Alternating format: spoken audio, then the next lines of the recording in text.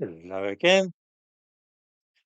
Anybody in Britain who is puzzled or surprised by the triumph of a party in the Austrian elections, which aims to establish a fortress Austria where illegal immigrants are turned back at the border, must surely be blind or perhaps suffering from some mental illness. Otherwise, such a person would look around the wreckage of this country and understand at once the nature of the problem. Before going any further, allow me to point out that neither I nor anybody else is suggesting that there was ever a golden age in Britain where there was no burglary, shoplifting, or murder. I grew up in East London and was certainly aware of such things. What we are talking about here is not a case of either there being crime or there being no crime at all. We are talking about the frequency and nature of crime.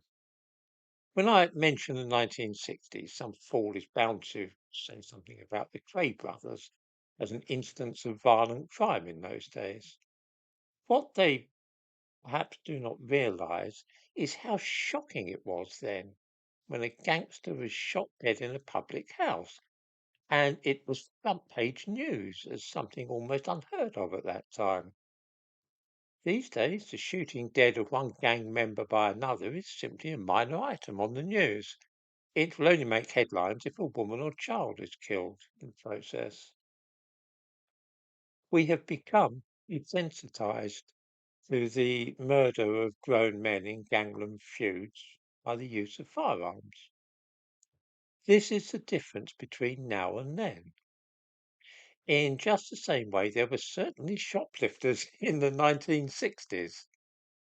What there were not was organized gangs of shoplifters who stole goods wholesale from shops to sell on to make a profit. There were not gangs of youths who would rampage through a shop and loot at will under the threat of violence. See the difference here? Because of this horrible deterioration of life in big cities in this country over the last 20 years or so, which is inextricably linked with large scale and uncontrolled immigration, some people from areas affected by these things moved to the countryside, or perhaps smaller towns or villages where life was more pleasant and relaxed. The phenomenon is known as the white flight. This is now pointless as the chaos and crime has spread out remorselessly from the big cities and engulfed the rest of the country. There is no refuge now.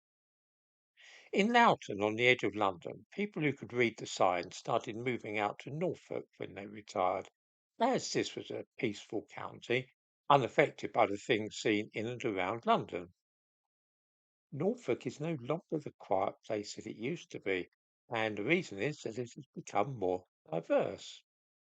In the description to this video, I give three links about what Norfolk is like these days. The first is about a cannabis farm which was raided in June. Two men were arrested, Arnold Bucco and Anton Buber.